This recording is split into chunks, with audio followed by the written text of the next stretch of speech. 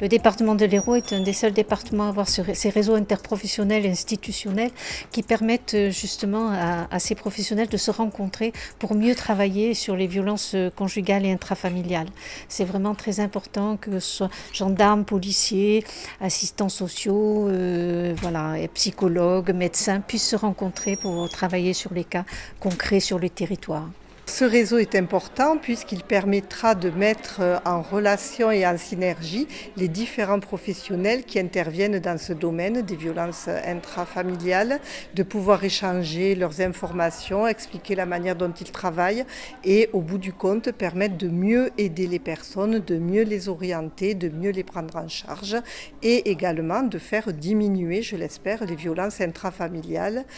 par de l'information, de la prévention, des actions de sensibilisation. Enfin, toutes ces personnes qui se réuniront discuteront des actions à mettre en place et la manière la plus appropriée de travailler entre chaque institution. On se rend compte que finalement, entre les violences conjugales et les violences intrafamiliales et le cyberharcèlement et le harcèlement scolaire, il y a une forme de continuité.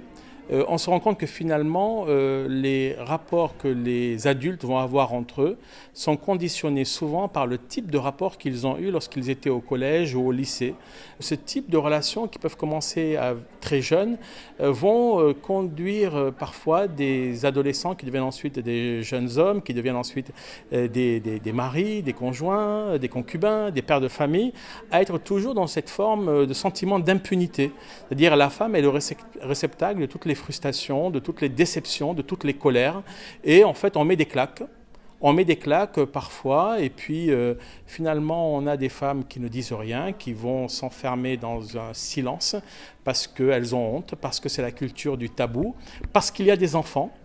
parce qu'il y a aussi parfois une dépendance matérielle et financière, une femme qui, par exemple, élève des enfants, ne travaille pas, met sa carrière professionnelle entre parenthèses, elle est dépendante de son mari et au motif qu'il est contrarié, il met des claques, il met des coups, la femme prend sur elle. Elle prend sur elle jusqu'au jour où malheureusement ces violences deviennent trop souvent récurrentes,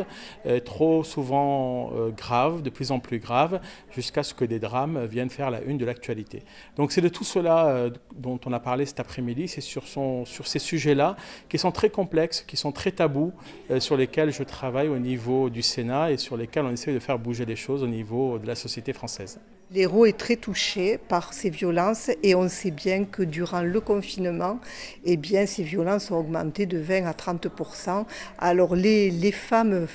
franchissent de plus en plus le pas et vont porter plainte, mais ça reste quand même très fermé dans la cellule familiale et il faut arriver à faire réagir ces personnes qui sont victimes et qui n'osent pas s'exprimer.